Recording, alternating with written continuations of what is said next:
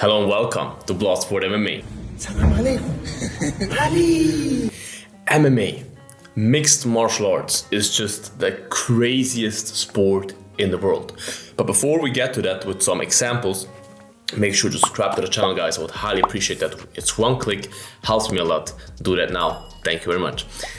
So let's take the light heavyweight division as an example, because I think there are really some good examples for that. When I say crazy, I mean like how fast you go from here to here to here again to here again. Like, your spot in MMA is never safe.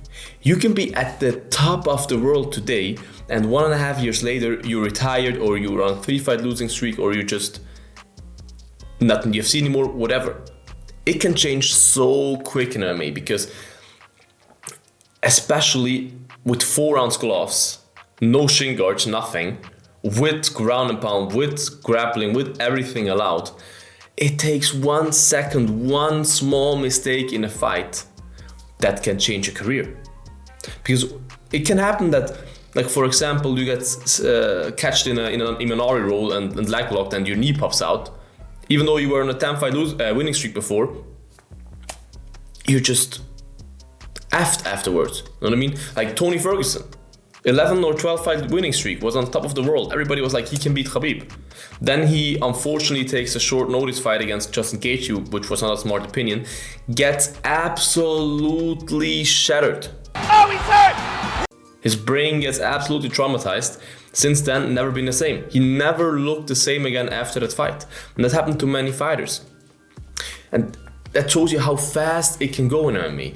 And as I said, I want to take the light heavyweight division as kind of an example here. Let's take Jamal Hill and Paul Craig. 2021, June. Jamal Hill fights Paul Craig. Jamal Hill gets his arm broken by Paul Craig. Like, I think Jamal knocked Paul down, then he came into Paul's guard, and whatever happened. What always happens when you go into Paul Craig's guard is you get catched with something. So he broke his arm with an armbar from the guard, I think. And then his arm was just dangling there, and the ref didn't stop it somehow, because the ref was like, Yamazaki or Mazagadi, whatever the name is, style. And then Paul Craig just hammer fisted him from the bottom, I think, if I remember that right, or elbowed him until he went to oblivion. It didn't went out, but until the ref stopped it. So Jamal Hill was kind of he was undefeated before. Came for the Contender Series, huge hype behind him, and then he was not on the bottom, but he was like a kind of at a hole at that moment, because he just got his arm broken, which means he's out for some time. He just got absolutely brutally TKO'd by Paul Craig in front of everyone. So his stock went down, his whole hype went down, his confidence with his unbeaten streak went away. You know what I mean? He went from being the hot prospect to being they rushed him a little bit. He's still so young. He should take the slow approach. Maybe he's not the one. Whatever. And now, and Paul Craig was like Paul Craig can defeat everyone. Even if you knock him down, he will defeat anyone. He also defeated Ankalaev before that whatsoever. Then Paul Craig went on to beat Krylov as well after that fight, kind of in the same fashion, even though he was with a triangle there. Now, after that, Paul Craig is on a 2-fight losing streak, got dominated by Özdemir in UFC London, now got TKO'd by Johnny Walker at UFC Rio. And Jamal Hill, who got defeated there, is now the UFC Light Heavyweight Champion. It's so crazy. That was not like 5 years ago where you say, okay, yeah, he had the resurgence, whatever, the other one has a downfall. No, that was 1.5 years ago. That was in 2021, June. That's crazy. Come on, guys. It's normal. In 1.5 years, one guy went from having his arm broken by the other guy and TKO'd, being probably like ranked number 14 or something after that, to being the champion, to be the official, not interim, the official undisputed champion, whilst the other one is on a 2-fight losing streak and is losing his rankings right now and probably has to fight, I don't know, a guy like Jonathan Almeida next or something. It can go so fast, and that it changed so fast that you're from top to the bottom, whatever. That's a perfect example. And also playing into that example is Johnny Walker. Johnny Walker, not even 1 year ago, it was in February of 2022, 11 months ago, he was on the bottom. He was on a 3-fight losing streak, I think, just got knocked out, highlight reel KO'd by Jamal Hill. Was sleeping there. Everybody thought he's over, he will never come back. This is not over. He did the mistake by going to Coach Kavanagh whatsoever. And now, 11 months later, he's on a 2-fight winning streak and 2-fight finishing streak. 1 submission against Ian Cutelaba, 1 TKO against Paul Craig. And these are not bad names. They are not the champions or former champions, but they're not bad names. And his confidence is back now.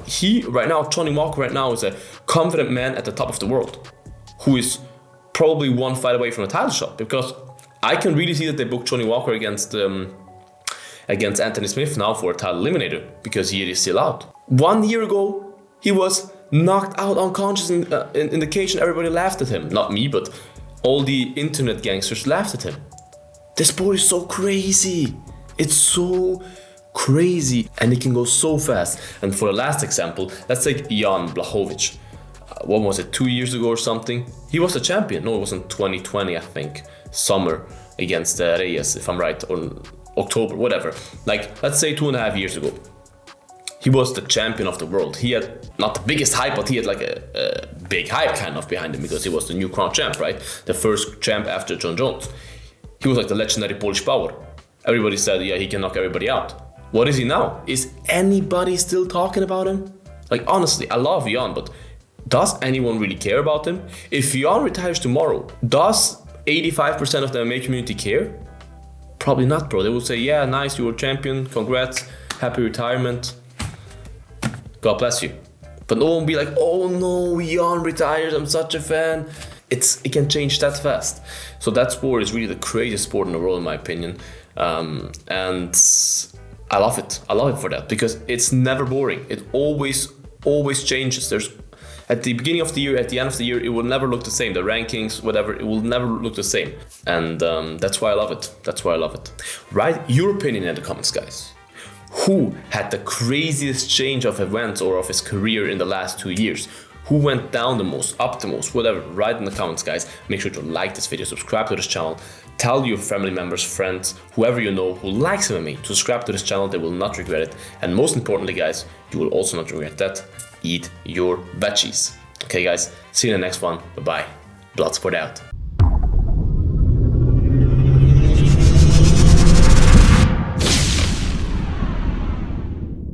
Eat your vegetables.